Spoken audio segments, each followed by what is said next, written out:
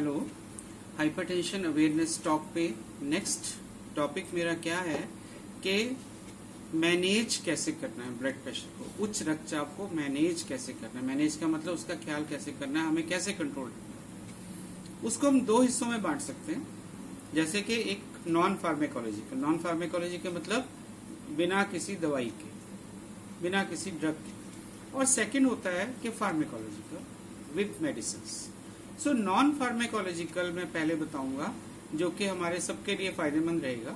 Non pharmacological में क्या लेना होता है, सबसे पहले हमें डाइट कंट्रोल। डाइट कंट्रोल में जो सबसे इम्पॉर्टेंट पार्ट जो है ब्लड प्रेशर के मरीजों के लिए, वो है नमक का सेवन। WHO ने ये देखा है कि हमारे जो इंडियन कॉन्टेक्स्ट में जो फैमिलीज हैं, पर पर्सन 10 ग्राम से ज्यादा नमक लेते हैं पर डे। रिकमेंडेशन क्या है कि रिकमेंडेशन है कि भी ये 5 ग्राम या इससे अधिक नहीं होना चाहिए। 5 ग्राम तो हम लोग ऑलरेडी ही बहुत ज्यादा नमक इस्तेमाल करते हैं। तो नमक इस्तेमाल करने से क्या है कि हमारा जो ब्लड प्रेशर की जो इंसिडेंस है इंडियन पॉपुलेशन में वो ज्यादा है। तो सबसे इम्पोर्टेंट तो ये है कि भी हमें अपनी डाइट में नमक को कंट्रोल रखना।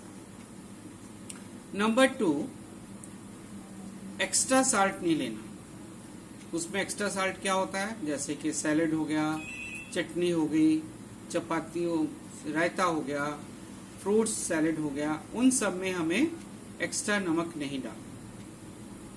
तो उसको हमें बिना नमक के ही इस्तेमाल करना है। दही खानी है, कर्ड खानी है, बिना नमक के इस्तेमाल करना, तो उसको हम एक्स्ट्रा साल्ट कहते हैं। एक्स्ट्रा साल्ट हमें नहीं लेना, और सब्जी में जो साल्ट लेना है वो भी हमें जितना हम खाते हैं उससे आधा इस्तेमाल।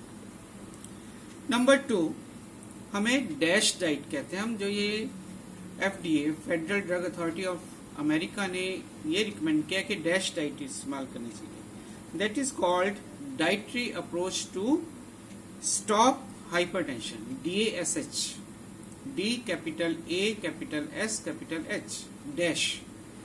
डैश थेरेपी का मतलब ये होता है dietary approach to stop hypertension. उसमें एक तो मैंने आपको बता दिया कि साल्ट का इस्तेमाल कम करना है।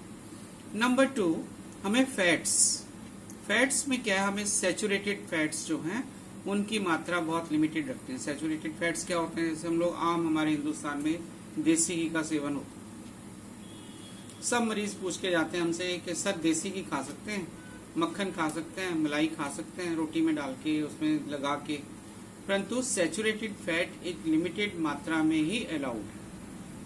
वो लिमिटेड मात्रा हमें अपने बॉडी वेट के हिसाब से डिसाइड करनी होती है कि अगर हमारा बॉडी वेट ज्यादा है, हमारी कोलेस्ट्रॉल लेवल ज्यादा है, तो हमें सैचुरेटेड फैट्स बहुत कम इस्तेमाल करने, ये नहीं भी करना। नंबर 2 होता है कि पॉली अनसैचुरेटेड फैट, PUFA कहते हैं, पोफा, पॉली अनसैचुरेटेड फैटी एसिड्स। उनमें क्या है कि उनमें जैसे हमारे ऑयल्स आते हैं, ये कॉर्नोला ऑयल हो गया, सनफ्लावर ऑयल हो गया, सेफ्लावर ऑयल हो गया, राइस ब्रान ऑयल हो गया, और ग्राउंडनट ऑयल, मस्टर्ड ऑयल, ये सारे प्यूफा गिने जाते हैं। तो इनका इस्तेमाल हम काफी हद तक ठीक मात्रा में हम कर सकते हैं। उसके बाद आ गया मूफा, मीडियम अनसैचुरेटेड फैटी एसिड्स, वो भी हम यूज कर सकते हैं। तो ज्यादा हमारा स्ट्रेस क्या है, पूफा और मूफा पे है, और सैचुरेटेड फैटी एसिड जो है, सैचुरेटेड फैट्स दैट इज देसी घी, बटर और मलाई वगैरह जो है, उसको बहुत लिमिटेड मात्रा में इस्तेमाल करना चाहिए। उसके बाद हमें प्रोटीन्स हमें ज्यादा हमें वेजिटेरियन प्रोटीन इस्तेमाल करनी चाहिए, जैसे कि दालों से आगे प्रोटीन्स, नट्स में आगे प्रोटीन्स, उनसे हमें इस्तेमाल करना चाहिए। नॉन वेज प्रोटीन्स जो हैं, जैसे मैंने पहले ही आपको एक उसमें अपनी बताया वीडियो में कि उसमें हमें व्हाइट मीट इस्तेमाल करना चाहिए। व्हाइट मीट कहाँ से आता है, जैसे फिश का मीट हो गया, उसमें व्हाइट मीट मिलता है। वो मीट जो है हमारे उसमें ओमेगा 3 फैटी एसिड होते हैं और अनसैचुरेटेड फैटी एसिड होते हैं। वो हमारे हार्ट के लिए, हमारी जो कॉर्नरी आर्टरीज हैं, और हमारा सारा आर्टीरियल सिस्टम जो बॉडी का, उसको बहुत अच्छे से मेंटेन करते हैं। तो उसके लिए हमें व्हाइट मीट ज्यादा इस्तेमाल करना चाहिए, रेड मीट को हमें कम इस्तेमाल करना चाहिए। फिर उसके बाद आ गया कार्बोहाइड्रेट्स। कार्बोहाइड्रेट्स में हमें क्या, होल ग्रेन व्हीट, जैसे कि हम गेहूं आती है, गेहूं का आटा पिसवाया और वैसे ही उसका हमें बिना छानस निकाले उसका हमें आटा उसको खाना बनाना है, रोटी बनानी है और करनी है, हमें उसको छानस नहीं निकालना। और फिर उसके बाद आ गया फ्रेश फ्रूट्स, फ्रेश वेजिटेबल्स, बिना छिलका उतारे कोशिश करनी है, ये बहुत हल्का सा छिलका उतारना है ताकि उसमें विटामिन जो हैं उसके छिलके में ही होते हैं, फ्रूट्स के, वेजिटेबल्स के, जो कि हम अक्सर उतार देते हैं घरों में। हमें बहुत हल्का सा छील के उसको उतार के और उसको हमें इस्तेमाल करना है। तो फ्रेश फ्रूट्स में क्या मिलता है, वेजिटेबल्स में हमें बहुत अच्छी क्वांटिटी में vitamin B complex, vitamin C और विटामिन के ये मिलते हैं, प्लस हमें मिनरल्स मिलती हैं, जिंक मिलता है, सेलेनियम, कैल्शियम, बहुत सारी चीजें मिलती हैं। उसके अलावा हमें उसमें क्या मिलता है, हमें लो फैट चीजें मिलती हैं उसमें, और हमें रफेज मिलता है जो कि हमारे इंटेस्टाइन की मूवमेंट के लिए बहुत अच्छा रहता है। हाई फाइबर जिससे हम कहते हैं, हाई फाइबर जो है हमारी बॉडी के लिए बहुत इंपॉर्टेंट है। एक तो वो फालतू जो हमारा फैट हम खाते हैं उसको एब्जॉर्ब नहीं होने देता, और जो फैट आ भी गया उसको वो उसमें फीसिस में निकाल देता है। उसके बाद हमें डेयरी फूड जो होते हैं, मिल्क वगैरह, वो हमें लो फैट लेने हैं, जिसको हम डबल टोन कहते हैं, जिसमें से फैट निकाला होता है। तो वो लो फैट मिल्क ले लो, कर्ड ले लो, चीज ले लो, वो हम इस्तेमाल कर सकते हैं। तो उसमें उसके अलावा फिर आप पूछेंगे कि सर खाएं क्या, फिर हम स्वीट्स भी नहीं खा सकते, ये भी, तो स्वीट्स भी हम खा सकते हैं, एक लिमिटेड अमाउंट में खाएंगे, स्वीट्स भी खाएंगे और भी चीज खा सकते हैं, लिमिटेड अमाउंट में हमें यूज करना है, नॉट अनलिमिटेड। हम लोगों में क्या टेंडेंसी है कि गुलाब जामुन है तो गुलाब जामुन ही खा लिए, 2-4 खा लिए, हमें खाना है एक खाना बस। तो ये हमें डैश के ऊपर मैंने आपको बताया कि dietary approach to control hypertension. उसके बाद आगे हमें सेकंड पार्ट जो आया है कंट्रोल के लिए मैनेजमेंट में, non pharmacological, that is physical activity और फिजिकल एक्सरसाइज। एक्सरसाइज दो में डिवाइड करते हैं हम लोग, एक आइसोटोनिक होती है, एक आइसोमेट्रिक होती है। आइसोटोनिक का मतलब जिसमें कि हम लगातार उसको अपने बॉडी को चलाते हैं, मूव करते हैं, for example cycling, swimming, running, jogging, उसमें क्या हमारे मसल्स बॉडी के सारे यूज होते हैं। तो उसमें क्या है, उसको हम आइसोटोनिक एक्सरसाइज कहते हैं। ये एक्सरसाइजेज हमारे हार्ट के लिए, हमारी आर्टीरियल सिस्टम के लिए, हमारे ब्रेन के लिए बहुत अच्छी गिनी गई।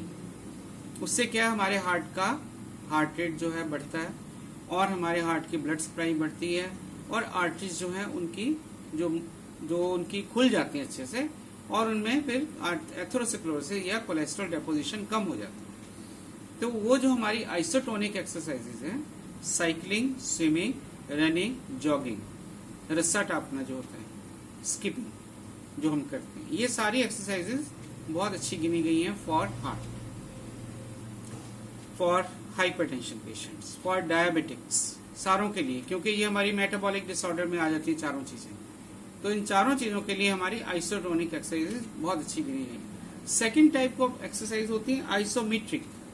आइसोमेट्रिक में क्या, जैसे वेट लिफ्टिंग हो गया, डंबल हो गए, जो हम जिम्स वगैरह में करते हैं, वो एक्सरसाइजेज जो हैं वो हमारे हार्ट के ऊपर बहुत ज्यादा स्ट्रेस डालती है।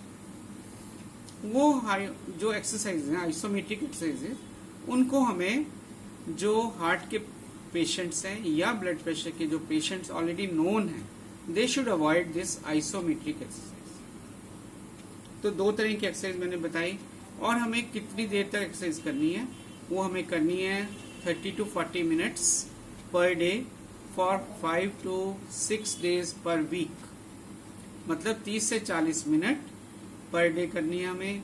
और हफ्ते में 7 दिन होते हैं, 5, 6 या 7 दिन भी कर सकते हैं, जैसे आपकी कन्वीनियंस ले। बट हमें रेगुलरिटी मेंटेन करनी है। सबसे बड़ी बात क्या है, रेगुलरिटी। हम क्या करते हैं, हमने 4 दिन करी, उसके बाद हफ्ता 10 दिन करी, तो ये चीज नहीं होनी चाहिए। It should be punctuality, regularity. उससे हमारी बॉडी को बहुत बेनिफिट्स मिलते हैं, बहुत ज्यादा, आप इमेजिन भी नहीं कर सकते। तो एक्सरसाइज। उसके बाद थर्ड पार्ट आ गया योगा। योगा के डिफरेंट आसन्स, हमारे जो पुराने ग्रंथ हैं उन्होंने, रामदेव जी रोज सुबह बताते हैं टीवी पे, योगा जो है हमारी बॉडी की रिलैक्सेशन के लिए, मसल्स के लिए, आर्टरीज के लिए, ऑक्सीजनेशन के लिए बहुत ही उम्दा एक टेक्निक है, जो कि हमारे ऋषि मुनियों ने बताई हुई है। तो उसमें सबसे इम्पोर्टेंट क्या है, प्राणायाम हो गया, ओम विलोम हो गया, और इस तरह के डिफरेंट आसन जो है हमें करने होते हैं। परंतु एक बात का मैं आपको ध्यान से बताना चाहूँगा कि जो भी आसन आप करेंगे अपने योगा टीचर या किसी क्वालिफाइड टीचर की कंसेंट से या उसकी गाइडेंस से करिए। अपने आप नहीं, कोई आपको गाइड करे कि आपको ये आसन करने हैं तो वो आसन आपको करना। हर एक आसन हर आदमी के लिए फिट नहीं होता, किसी में वो साइड इफेक्ट भी दे सकता है। जैसे कि शीर्ष आसन है, वो हमें हाइपरटेंशन पेशेंट जो होते हैं, जो ब्लड प्रेशर के पेशेंट या उच्च रक्तचाप के पेशेंट है, उनको नहीं करना चाहिए। उसके बाद आ गया नेक्स्ट मेडिटेशन, जिसको कहते हैं ध्यान को केंद्र करना, अपने ध्यान को केंद्रित करना, अपने यहाँ पे केंद्रित करना, यहाँ पे हमारा ध्यान होता है। इसको हम कहते हैं हमारी कुंडली कह लो, कुछ कह लो यहाँ। तो यहाँ पे हम केंद्रित करेंगे, आंखें बंद करके, मन को एकाग्रचित करके, बाहर की चीजों को सबको छोड़, तो उससे हमारे को बहुत रिलैक्सेशन मिलती है, हमारा हार्ट रेट कम होता है, दिल की धड़कन कंट्रोल आती है, और हमारे ब्रेन में उसका संचार अच्छे ढंग से होता है। मेडिटेशन हो गया।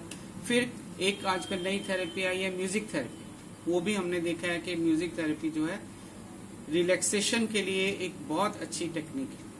आजकल के जैसे बच्चे, हमारी यंग जनरेशन है, जो आईटी सेक्टर के बच्चे हैं, उनको रात भर काम करते हैं, ऑफ टाइम में काम है, कोई यूएसए से कंट्रोल्ड है, कोई कहीं से उनकी जॉब्स हैं, तो उनको म्यूजिक थेरेपी से क्या है, उनके माइंड को रिलैक्सेशन मिलती है। हल्का सा म्यूजिक लगा के, जो उनका पसंद का म्यूजिक है वो लगा के वो लोग वो कर सकते हैं, उससे उनको माइंड की रिलैक्सेशन मिलती है। That is called music therapy. You can get the cassettes और सीडीज और कुछ भी ले सकते हैं आप, बाजार में मिलती है। That is called relaxation music. उसके बाद आती है एरोमा थेरेपी। कुछ हमने ऑयल्स देखे हैं, ऑर्गेनिक ऑयल्स, जैसे कि jasmine oil, lavender oil, rose oil.